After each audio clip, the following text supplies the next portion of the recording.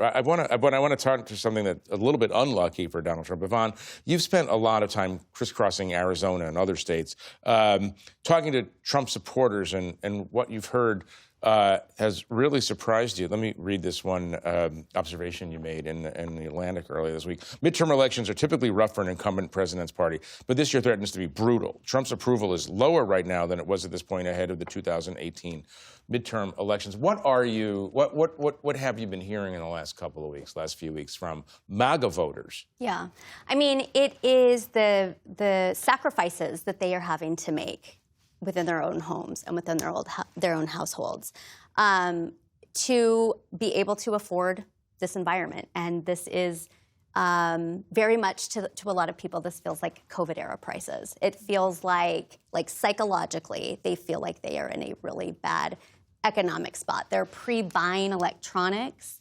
They are cutting back on, like I said, like the family vacations. Like they feel like they are having to make sacrifices for someone that they didn't want to. But when you say they, you mean specifically people who had voted for Donald Trump. Yes.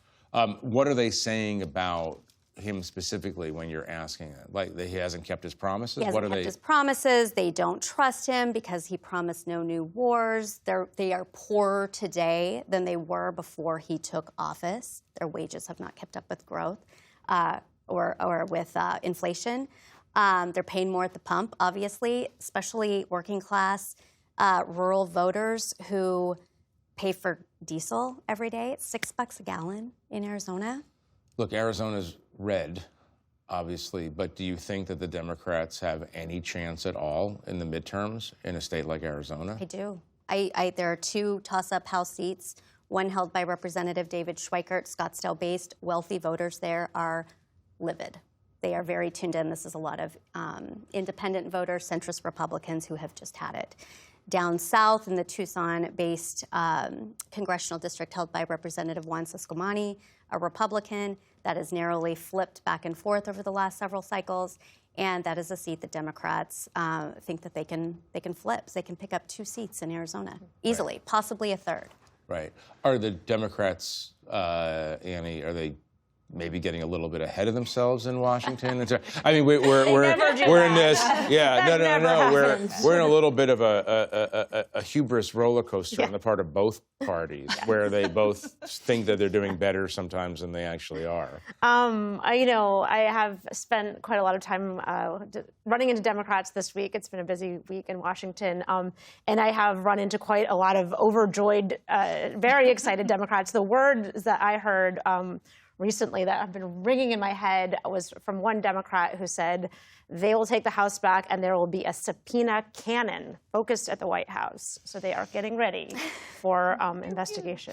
Yeah. I know. I've been to those basketball games with the subpoena cannon. Exactly. Those are exciting. Yeah, I think a T-shirt's coming right. out. Yeah. All of a sudden you're in court. Exactly. We'll see. I mean, it's a long time between now and November, but I do think that the prices get fixed in people's minds, and they don't loosen up mentally for a long time, even if gas prices come down.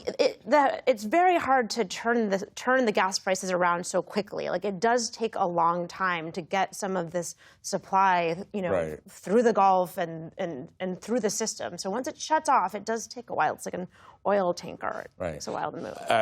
There are 2 big events coming up in Washington. The lesser of the 2, the White House Correspondents' Dinner, where the president will celebrate the First Amendment and the free press. I'll leave my commentary for after the show. The big event, King Charles and Queen Camilla will be in Washington starting on Monday to celebrate the 250th anniversary of us beating them in their family, at least, in a war. Annie, they're a weird combination, King Charles and Donald Trump. Yeah. Yes? Yes. Yeah. Well, I mean, they have some potential similarities. They both care a lot about architecture and building. They might have different styles, but they do. You could imagine them talking about this, having this in common. But look, this is a moment for the king. The relationship right now between the U.S. and the U.K. feels, to me at least, as fraught as it's been in many, many years. And the president regularly mocks Keir Starmer behind his back to aides. He's even tweeted jokes about him on his Truth Social account. But the king is somebody that the president has really respects, and really in a way that there wasn't this relationship with Biden, who was Irish and had this sort of disdain for the I want to say disdain, but he didn't have the same kind of love of the monarchy. He didn't romanticize it. Thank you. So it is a kind of interesting dynamic and moment for the king to do something that he play a very real role on the world stage. Right. Tyler, last few seconds. The Oval Office tour is going to be something. It's going to be remarkable. But I think Annie's really right. Like, Trump reveres royalty, and he loved the state visit that he had in the United Kingdom. And I think this is an opportunity. The Brits see this as an opportunity to reestablish a good relationship with Trump because they know how much he reveres the king and the queen. Right. Well, we'll see how that goes. It's going to be an interesting moment. That's all the time we do have for tonight, however. I want to thank our guests for joining me. I want to thank you at home for watching us. For more of Yvonne's reporting on why President Trump's MAGA base is shrinking, please visit theatlantic.com. I'm Jeffrey Goldberg. Good night from Washington.